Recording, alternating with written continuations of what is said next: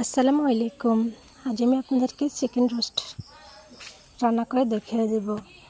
তো এখানে আমি প্রথমে চিকেনগুলো নিয়ে লবণ মেখে নিচ্ছি। এটা আমি লবণ মেখে রেখে দেব। তারপরে এদিকে আমি নিয়ে নিলাম মশলাগুলো। এখানে দিয়ে নিয়েছি আমি বাদাম বাটা, একটা চীনা বাদাম, আর দিয়ে দিয়েছি এখানে আমি টক দই দিয়েছি আমি এখানে 1.5 কাপ পরিমাণ, আর দিয়েছি এখানে আমি গরম মশলা, তারপরে জিরা, গোলমরিচ আর ধনিয়া পাতা, আর দিয়ে দিলাম আদা রসুন বাটা, আর দিয়ে দিয়েছি এখানে আমি রোস্টের মশলা 2 প্যাকেট, যেহেতু এখানে আমার 2 কেজি মাংস হবে। তো এখন আমি সবগুলো মশলা আগে ভালো করে মেখে নিয়েছি। মেখে এখন আমি এখানে দিয়ে দেব একটুখানি পানি, আর এখানে আমি এখন দিয়ে দেব সয়া সস, দিয়ে দিলাম এখানে আমি টমেটো সস। এখন আমি ভালো করে এটা মিশিয়ে নেব। আমার এখানে লেবু দিতে ভুলে গিয়েছি, এখন আমি এখানে লেবু দিয়ে দেব 2 টুকরো, মানে 2 টেবিল চামচ লেবু দিয়ে দিয়েছি এখানে।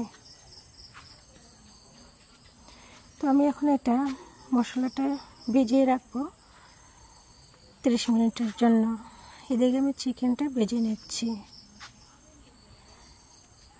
এটা হচ্ছে যে আমরা লেয়ার মুরগি যেটা বলি, সে লেয়ার মুরগিটা।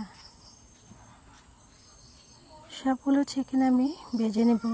তো যখন আপনারা চিকেন রোস্টটা করবেন, এখানে হলুদ বা কোনো মশলা মাখবেন না, শুধু লবণ দিয়ে একটু ভেজে নেবেন। তো এখন আমি এখানে ভাজার পর কিছুটা তেল রয়ে গিয়েছে ফ্রাইপ্যানে, সেগুলো দিয়ে দিয়েছি। আর এখন আমি এখানে দিয়ে দিলাম পেঁয়াজ বাটা দিয়েছি এখানে আমি 2 টেবিল চামচ।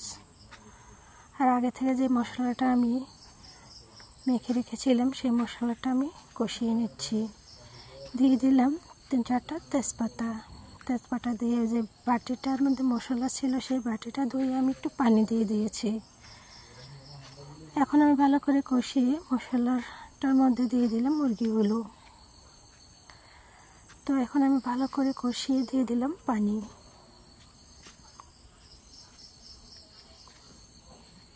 এই পর্যায়ে আমি দিয়ে দেবো এখানে দুধ দিয়েছি এখানে আমি গরুর দুধ, খাঁটি গরুর দুধটা। আপনারা চাইলে এখানে গুঁড়ো দুধটাও গুলে দিতে পারেন।